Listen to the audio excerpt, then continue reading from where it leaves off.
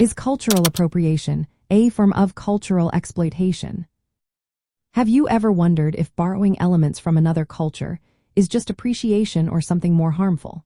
This question leads us to the topic of cultural appropriation.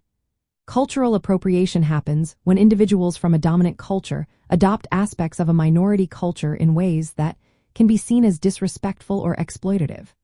This often includes using cultural symbols, traditions, or fashion without understanding their significance or context. The ethical concerns arise when these elements are taken out of their original setting. They can be distorted or trivialized, losing their true meaning. This raises the question of whether this practice can be viewed as cultural exploitation. Exploitation involves benefiting from another group without giving them fair recognition or respect.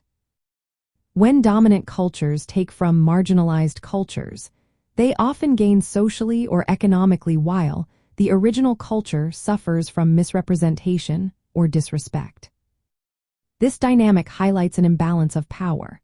The dominant group can play with cultural elements while the marginalized group faces discrimination or oppression. Cultural appropriation often occurs against a backdrop of historical injustices like colonialism or racism. This context makes the ethical issues even more pressing. For instance, when sacred symbols are used as fashion statements, it can feel like a violation to those who hold these symbols dear. Ethically, we can distinguish cultural appropriation from cultural appreciation. Appreciation involves a respectful engagement with another culture, acknowledging its significance and context. It often includes permission and collaboration, which is absent in appropriation. This distinction is important because it shows how we can engage with other cultures in a way that honors their origins. In summary, cultural appropriation can indeed be seen as a form of cultural exploitation. It involves taking elements from marginalized cultures without respect or permission, reinforcing existing power imbalances.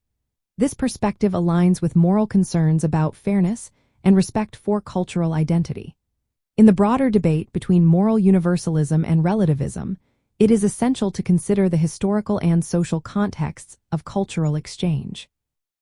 Understanding these dynamics can help us navigate our interactions with different cultures more ethically.